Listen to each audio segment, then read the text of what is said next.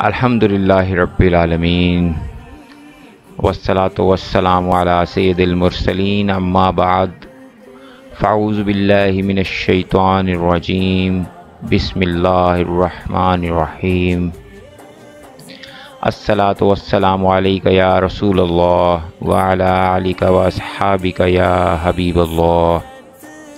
السلام علیکم ورحمۃ اللہ وبرکاتہ۔ ناظرین، اگر آپ نے ابھی تک ہمارے چینل کو سبسکرائب نہیں کیا تو اسلامی معلومات کے لیے ہمارے چینل کو ضرور سبسکرائب کریں۔ جزاک اللہ۔ آج اس ویڈیو میں جس موضوع کے اوپر بات کرنے جا رہا ہوں وہ ہمارے اسلامی سال کے دوسرے مہینے صفر المظفر میں بدشگونی لینا ہے۔ اسلام سے پہلے اور اسلام کے بعد بھی بہت سارے معاشروں میں بدشگونی لینا مروج تھا اور اب بھی ہے، مگر اسلام نے اس سے منع کیا ہے۔ بدشگونی کیا ہے؟ کسی چیز، کسی جگہ یا کسی وقت کا منحوس تصور کرنا بدشگونی کہلاتی ہے۔ مثلاً بلی اگر کسی کے راستہ کاٹ جائے تو سوچا جاتا ہے کہ اب وہ جس کام کے لیے جا رہا ہے وہ کام صحیح طریقے سے نہیں کر پائے گا۔ اسی طرح الو کا بولنا بھی منحوس سمجھا جاتا ہے۔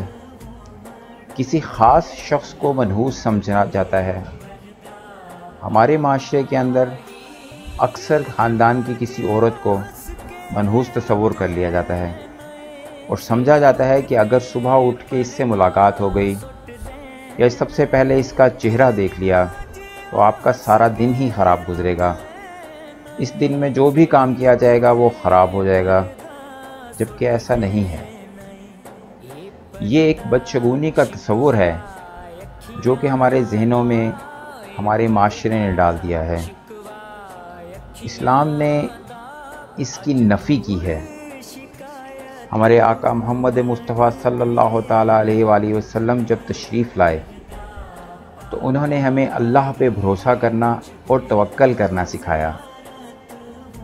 علماء کی صحبت میں بیٹھنے والے لوگ اس قسم کے تہمات سے بچے رہتے ہیں، لیکن عام لوگوں میں یہ آج بھی موجود ہے، اور جو لوگ ملنگوں اور چرسیوں اور دو نمبر قسم کے بزرگوں کے ساتھ رہتے ہیں ان کے اندر بھی یہ چیزیں رچی بسی ہوئی ہیں، کیونکہ ان لوگوں کا کاروبار ہی اس قسم کی بدشگونیوں سے چل رہا ہوتا ہے۔ نیک لوگوں کی صحبت میں بیٹھنے سے نور ملتا ہے۔ کسی کو منحوس سمجھنا ہماری اپنی سوچ ہے۔ جب ہم یہ سوچتے ہیں کہ کسی مریض کے پاس بیٹھنے سے ہمیں اس کا مرض لگ جائے گا، یا الو کے بولنے سے کوئی نحوست آ جائے گی، ستاروں کی چال کے اوپر یقین کرنا، یہ سب بیکار ہے۔ اقبال کہتے ہیں، ستارے میری قسمت پر کیسے اثر انداز ہوں گے جو خود افلاک میں زار و زبور گھوم رہے ہیں۔ ہمارے معاشرے میں ہاتھوں کی لکیروں پر یقین کرنا بھی بہت زیادہ ہے، اور دیکھنے میں آیا ہے کہ لوگ جا کے اپنے ہاتھ دکھاتے ہیں کہ ہماری قسمت کا حال بتا دیں۔ تو میرے بھائیوں، جن لوگوں کے ہاتھ نہیں ہوتے کیا ان لوگوں کی قسمت نہیں ہوتی؟ قسمت تو ان کی بھی ہوتی ہے۔ صحیح حدیث میں آتا ہے کہ جب بچہ اپنے ماں کے شکم میں ہوتا ہے اور اس کی عمر 120 دن ہوتی ہے تو فرشتہ اس کی عمر بھی لکھ دیتا ہے، رزق بھی لکھ دیتا ہے۔ اس کے بعد ہر چیز بند ہو جاتی ہے۔ تو پھر بتائیں، کیا اپنے ہاتھ دکھا کے اپنے رزق کے بارے میں، اپنے کاروبار کے بارے میں، یا اپنی شادی کے بارے میں، یا کسی بھی چیز کے بارے میں معلوم کرنا کس طرح جائز ہو گیا؟ عام طور پر ہمارے معاشرے میں یہ تصور کیا جاتا ہے کہ سفر کے مہینے میں کوئی نیا کام شروع نہیں کرنا چاہیے، کوئی نیا بزنس شروع کریں گے تو وہ کامیاب نہیں ہوگا، اگر شادی کریں گے تو وہ کامیاب نہیں ہوگی، اور اگر کامیاب ہو بھی گئی تو اس میں بچے نہیں ہوں گے۔ حالانکہ حضرت علی کرم اللہ وجہ الکریم و حضرت فاطمہ علیہ السلام کی شادی सफ़र के महीने में ही हुई। हज़रत ज़ैनब और हुज़ूर की शादी भी सफ़र के महीने में ही हुई। इन्हीं वजूहात की बुना पर उलमा कराम सफ़र को सिर्फ सफ़र नहीं बल्कि सफ़रुल खैर या सफ़रुल मुज़फ़्फ़र कहते हैं।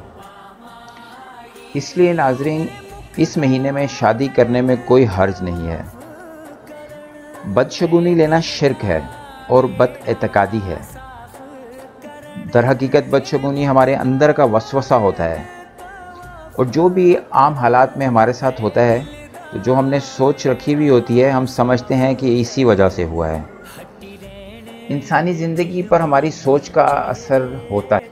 अल्लाह पाक आपको और मुझे अपनी रहमतों के साए में रखे।